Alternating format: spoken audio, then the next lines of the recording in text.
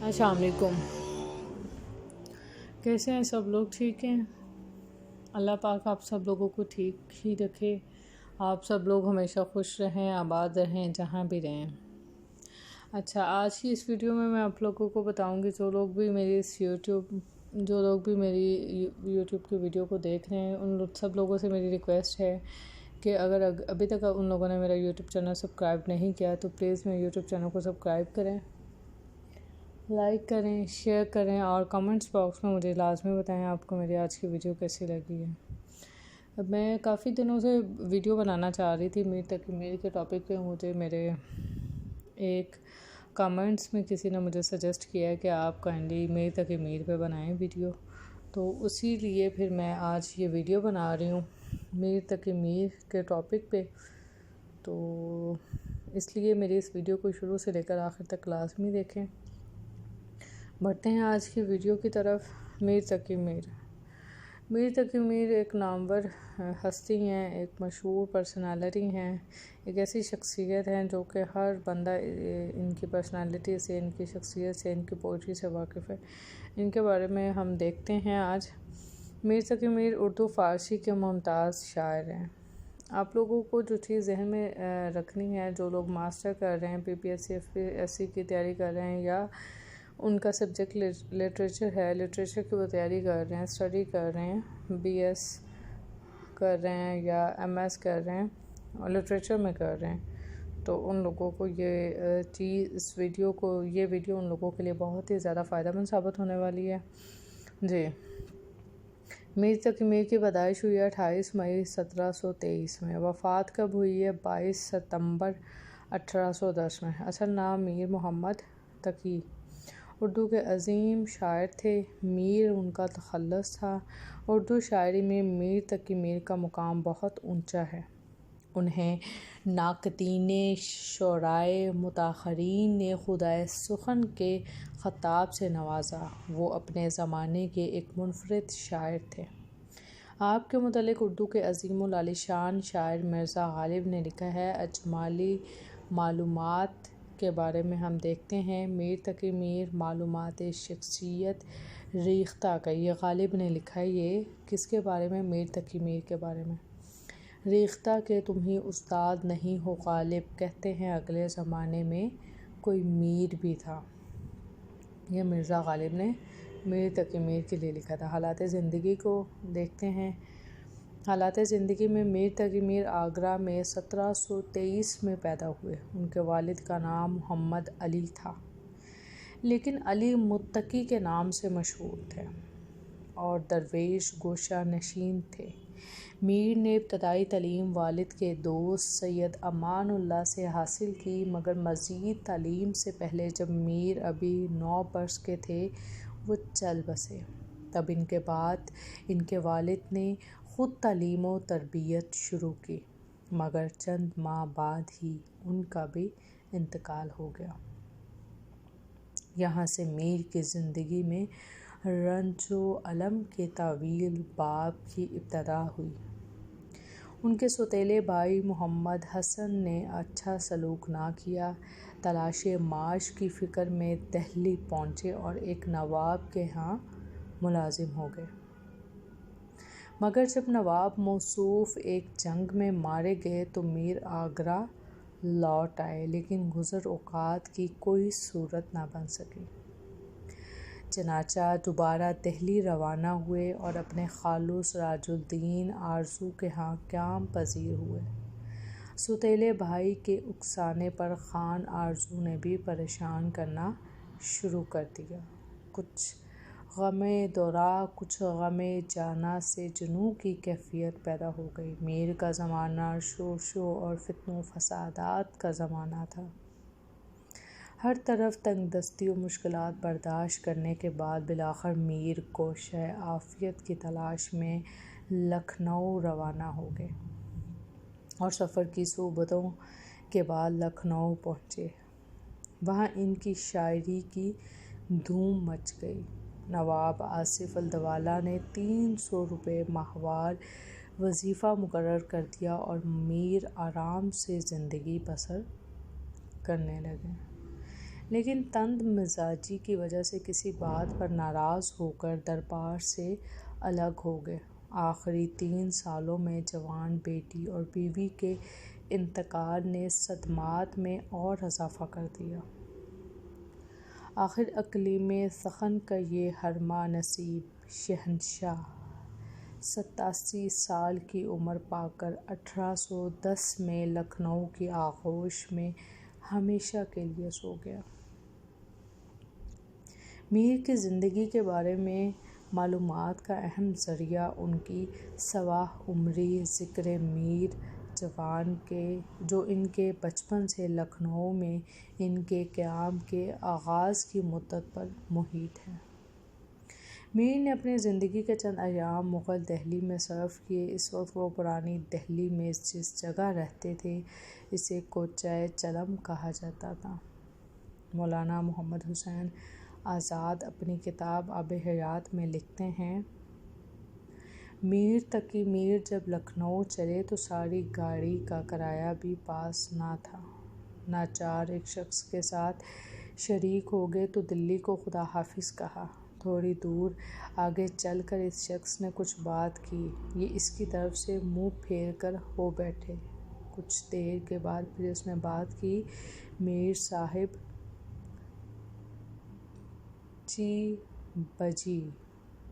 چی بجبی ہو کر بولے کہ صاحب قبلہ آپ نے کرایہ دیا ہے، بے شک گاڑی میں بیٹھے ہیں، مگر باتوں سے کیا تعلق؟ اس نے کہا، حضرت کیا مذائقہ ہے، راہ کا شغل ہے، باتوں میں ذرا جی بہلتا ہے۔ میر صاحب بگڑ کر بولے کہ خیر آپ کا شغل ہے، میری زبان خراب ہوتی ہے۔ لکھنؤ میں پہنچ کر جیسا کہ مسافروں کا دستور ہے ایک سرائے میں اترے۔ معلوم ہوا کہ آج یہاں مشاعرہ ہے، رہ نہ سکے۔ اسی وقت غزل لکھی اور مشاعرے میں جا کر شامل ہوئے۔ ان کی وضع قدیمانہ تھی، کھڑکی دار پگڑی، 50 گز کے گھیر کے پاجامہ، ایک پورا تھان پستولیے کا کمر سے باندھا، ایک رومال پٹری دار تہہ کیا ہوا، اس میں آویزاں مشروع پاجامہ جس کے عرض کے پائچے، ناگ فنی کی اینی دار جوتی جس کی 1.5 بالشت اونچی نوک، کمر میں ایک طرف سیف یعنی سیدھی تلوار، دوسری طرف کٹار، ہاتھ میں جریب، غرض جب داخل محفل ہوئے تو وہ شہر لکھنؤ نے انداز نے تراشے بانکے ٹیڑھے جوان جمع، انہیں دیکھ کر سب ہنسنے لگے۔ میر صاحب بیچارے غریب الوطن زمانے کے ہاتھ سے پہلے ہی دل شکستہ اور بھی دل تنگ ہوئے ایک طرف بیٹھ گئے۔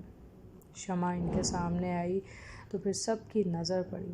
بعض اشخاص نے پوچھا، حضور کا وطن کہاں ہے؟ میر صاحب نے یہ قطع فی البدیہہ کہہ کر غزل طری میں داخل کیا، کیا بود و باش پوچھو خو پورب کے ساکنوں، ہم کو غریب جان کے حسس پکار کے۔ دلی جو ایک شہر تھا عالم انتخاب، رہتے تھے منتخب ہی جہاں روزگار کے، جس کو فلک نے لوٹ کے ویران کر دیا، ہم رہنے والے ہیں اسی اجڑے دیار کے۔ سب کو حال معلوم ہوا، بہت معذرت طلب کی، میر صاحب سے عفو تقصیر چاہی، کمال کے طالب تھے، صبح ہوتے ہوتے شہر میں مشہور ہو گئے کہ میر صاحب تشریف لائے ہوئے ہیں۔ رفتہ رفتہ نواب آصف الدولہ مرحوم نے سنا اور 200 روپیہ مہینہ کر دیا۔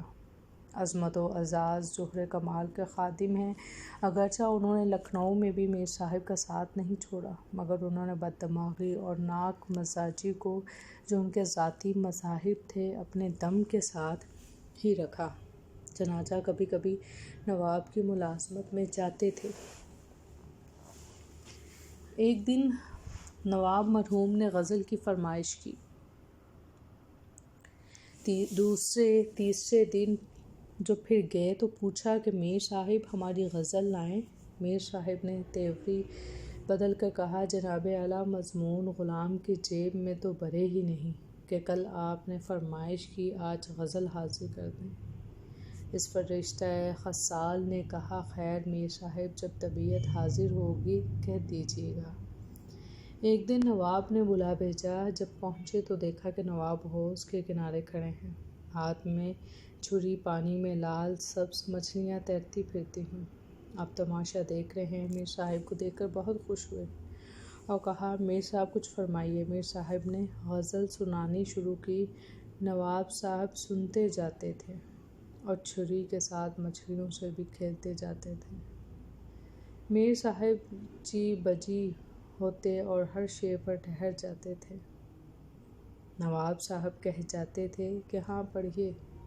آخر 4 شعر پڑھ کر میر صاحب ٹھہر گئے اور بولے کہ پڑھوں کیا، اب مچھلیوں سے کھیلتے ہیں، متوجہ ہوں تو پڑھوں۔ نواب نے کہا، جو شعر ہوگا اب متوجہ کر لے، آپ متوجہ کر لے گا۔ میر صاحب کو یہ بات بہت زیادہ تر ناگوار گزری۔ غزل جیب میں ڈال کر گھر کو چلے آئے اور پھر جانا چھوڑ دیا۔ چند روز کے بعد ایک دن بازار میں چلے جاتے تھے، نواب کی سواری سامنے سے آ گئی۔ دیکھتے ہی نہایت محبت سے بولے کہ میر صاحب آپ نے بالکل ہی ہمیں چھوڑ دیا، کبھی تشریف بھی نہیں لاتے۔ میر صاحب نے کہا، بازار میں باتیں کرنا آداب شرفہ نہیں، یہ کیا گفتگو کا موقع ہے۔ غرض بدستور اپنے گھر میں بیٹھے رہے اور فکر و فاقہ میں گزارتے رہے۔ آخر 1325 ہجری میں فوت ہوئے اور 100 برس کی عمر پائی۔ یہ میر صاحب کی کچھ غزلیں ہیں جو کہ میں ان سب کو ریڈ آؤٹ کروں گی انشاءاللہ۔ آگے ہے سارا، اس کو میں پڑھتی ہوں، آپ لوگوں کو بتاتی ہوں۔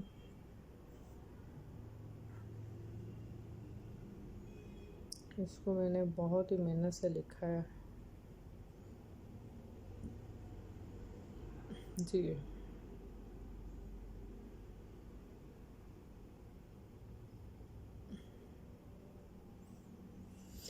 شعراء کی نظر میں مصحفی تو اور کہاں شعر کا دعویٰ، پھبتا ہے یہ انداز سخن میر کے اوپر۔ سودا تو ضمیم غزل در غزل لکھا، ہونا ہے تم کو میر سے استاد کی طرح، ریختہ کہ تم ہی استاد نہیں ہو غالب۔ کہتے ہیں اگلے زمانے میں کوئی میر بھی تھا، اور غالب اپنا یہ عقیدہ ہے بقول ناسخ، آپ بے بہرہ ہیں جو معتقد میر نہیں، نہ ہوا پر نہ ہوا میر کا انداز نصیب، ذوق یاروں نے بہت زور غزل میں مارا، شعر میرے بھی ہیں پر درد لیکن حسرت، میر کا شیوہ گفتار کہاں سے لاؤں۔ اللہ کرے میر کا جنت میں مقام ہو، مرحوم نے ہر بات ہماری ہی بیان کی، معتقد ہیں اگرچہ غالب کے، میر کو بھی سلام کرتے ہیں۔ بقول عبدالحق، ان کا ہر شعر ایک آنسو ہے اور ہر مصرع خون کی ایک بوند ہے۔ ایک اور جگہ عبدالحق لکھتے ہیں، انہوں نے سوز کے ساتھ جو نغمہ چھیڑا ہے، اس کی مثال دنیائے اردو میں نہیں ملتی۔ میر کا زیادہ تر کلام کیفیت اور معنی افریدی کا ایک دلکش گلدستہ ہے، جس کی مثال کسی دوسرے شاعر کے یہاں تلاش کرنا مشکل ہے۔ یہاں تک کہ غالب کا کلام بھی اس صنعت سے مجرد ہے۔ شمس الرحمن فاروقی صاحب لکھتے ہیں،